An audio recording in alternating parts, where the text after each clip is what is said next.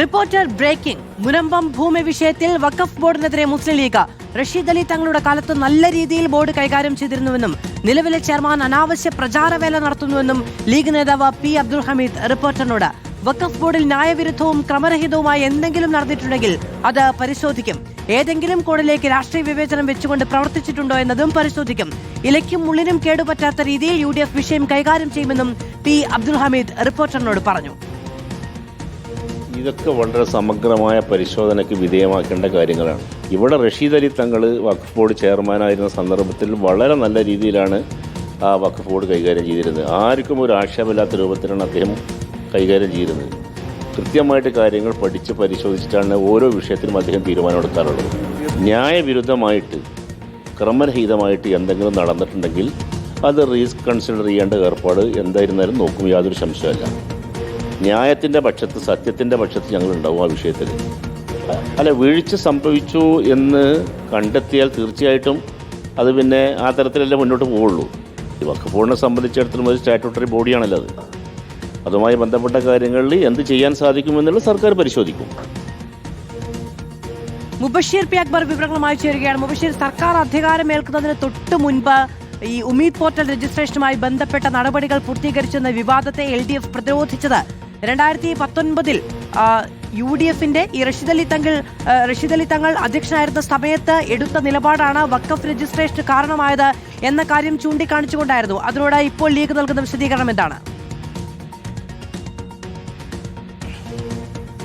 മധു, ഇപ്പോൾ വഖഫ് ബോർഡ് ചെയർമാനും വഖഫ് ബോർഡ് നടത്തിക്കൊണ്ടിരിക്കുന്ന പ്രചാരണങ്ങൾ അനാവശ്യമായിട്ടുള്ള പ്രചാരണ വേലയാണ് SMS ഉൾപ്പെടെയുള്ള ആളുകൾ ഇപ്പോൾ നടത്തിക്കൊണ്ടിരിക്കുന്നത്. റഷീദ് അലി തങ്ങൾ UDFന്റെ സർക്കാർ ഉണ്ടായിരുന്ന കാലത്ത്, വഖഫ് ബോർഡ് ചെയർമാനായിരുന്ന കാലത്ത് നല്ല രീതിയിലായിരുന്നു വഖഫ് ബോർഡിനെ മുന്നോട്ട് കൊണ്ടുപോയിരുന്നത്. അതിന്റെ പ്രവർത്തനങ്ങളൊക്കെ തന്നെ സുതാര്യമായിരുന്നു. പണക്കാട് കുടുംബാംഗം എന്ന നിലയിൽ അദ്ദേഹത്തിന്റെ പ്രവർത്തനങ്ങൾക്ക് വലിയ സ്വീകാര്യത ലഭിച്ചിരുന്നു. ഇപ്പോഴത്തെ ആരോപണങ്ങളെല്ലാം അടിസ്ഥാനരഹിതമാണ്. മുനമ്പം ഭൂവിഷയത്തിൽ ഉൾപ്പെടെ വഖഫ് ബോർഡ് നടത്തിക്കൊണ്ടിരിക്കുന്ന പ്രചാരണങ്ങൾ അടിസ്ഥാനരഹിതമാണ് എന്നുള്ളതാണ് മുസ്ലിം ലീഗിന്റെ പ്രധാനപ്പെട്ട വിമർശനം.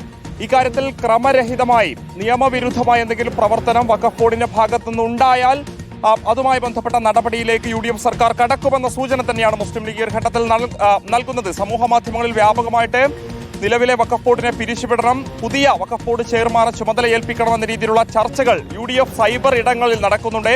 അത്തരമൊരു ഘട്ടത്തിൽ കൂടിയാണ് മുസ്ലിം ലീഗിന്റെ പ്രധാനപ്പെട്ട ഒരു പ്രതികരണം ഈ ഘട്ടത്തിൽ പുറത്തു വന്നിരിക്കുന്നത്. വഖഫ് ബോർഡ് പിരിച്ചുവിടുമെന്ന പ്രതികരണമൊന്നും തന്നെ അദ്ദേഹം നടത്തുന്നില്ലെങ്കിലും ക്രമവിരുദ്ധമായിട്ടുള്ള പ്രവർത്തനം നടത്തിയിട്ടുണ്ടെങ്കിൽ അതിനെതിരെ നടപടിയുണ്ടാകും.